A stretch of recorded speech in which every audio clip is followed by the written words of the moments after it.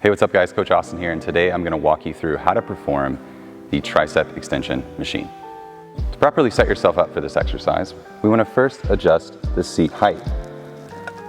By adjusting the seat height, we want to be sure that our elbows align with the axis of rotation, signified by the green dot here on the machine.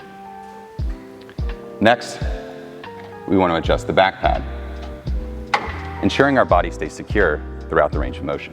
To properly perform this exercise, we want to grab the handles and then proceed to drive down